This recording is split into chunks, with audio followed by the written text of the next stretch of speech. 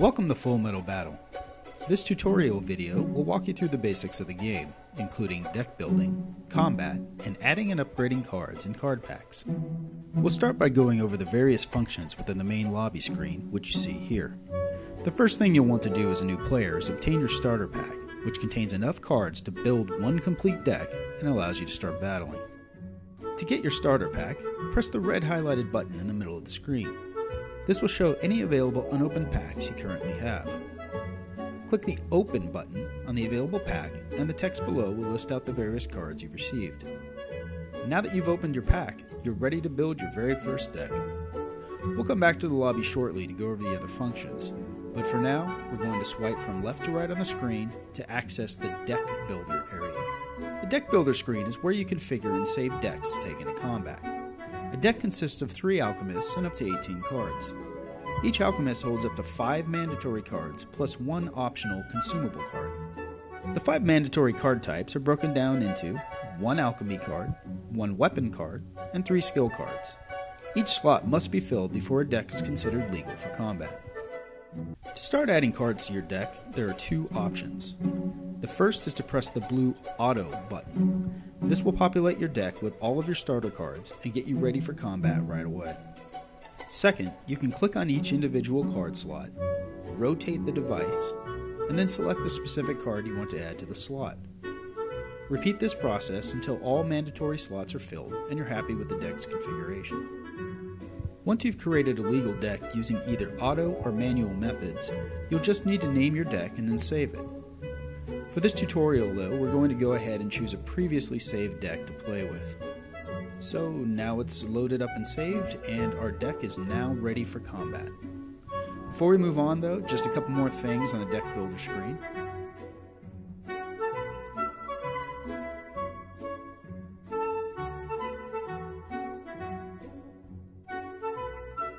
First, you'll see sliders above each of your alchemists. These allow you to exchange health for speed, or vice versa for each alchemist. Once you've got the desired slider settings, hit the save button, and the sliders will be saved along with the cards in the deck. Lastly, you'll notice a radial chart in the bottom left. This chart represents the 7 different alchemy types in the game, and the numbers within each alchemy type represent how many alchemy points per turn you'll be generating with the cards you have equipped. Alchemy points are used to play your skill cards and are essential to combat. Now, by swiping from right to left on the screen, we'll move back to the main lobby to cover a few more items before heading into the basics of combat. Besides the Open Pack button we've already covered, there are a few other important features to note on the main lobby screen. First is the View Owned Cards button at the bottom middle of the screen. This allows you to view any of the cards you currently own. After pressing the button, rotate the device to bring up the card viewer screen and choose the area you'd like to view. Sections that are lit up means you have cards to view. Grayed out means you don't currently own any cards of that type.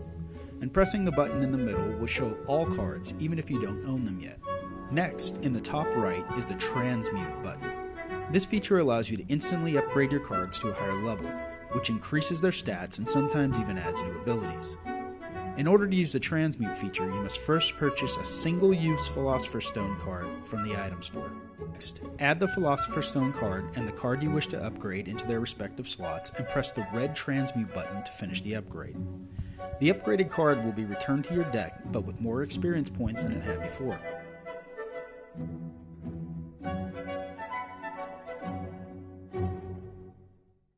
Next, we have the item store. Pressing this button will give you access to the various card packs for purchase. Simply choose the pack you wish to collect and verify your iTunes account to complete the purchase. The new pack will then appear in the unopened pack section in the main lobby, and you obtain them the same way we did the starter pack.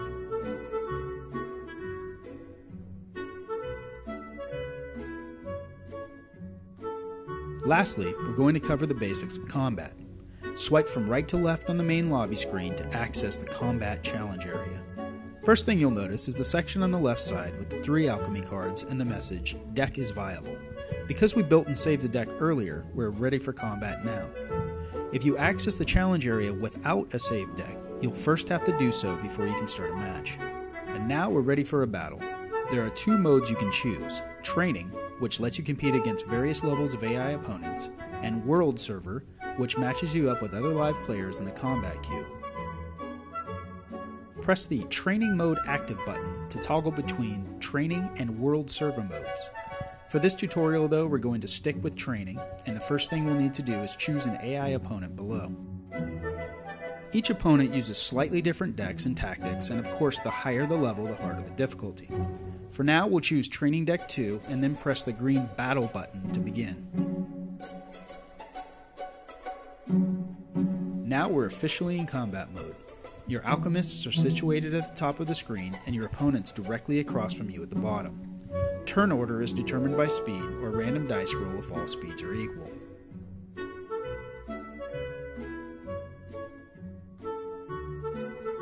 Our Alchemist 3 has the first turn as indicated by the flashing border around her.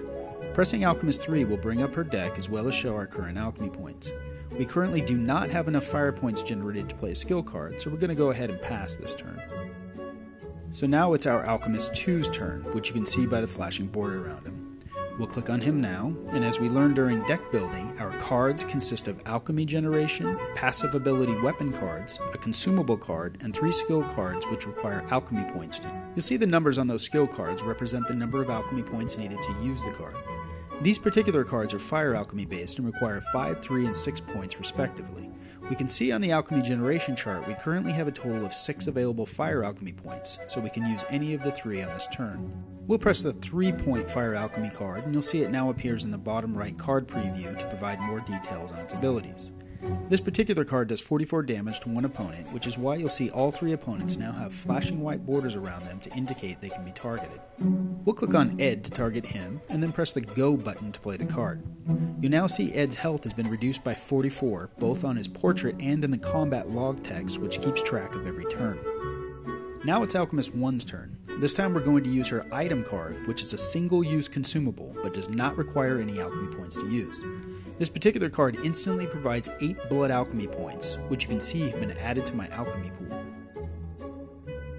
Each alchemist can play 1 card per turn, and this process continues until either all your opponents or your own alchemists have been reduced to 0 health and KO. You also have the option to resign a match at any time, though your cards will not receive experience points if you do so.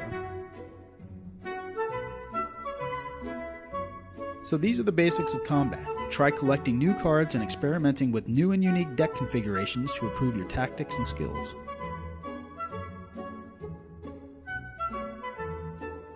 Thank you again for playing Fullmetal Battle, and good luck.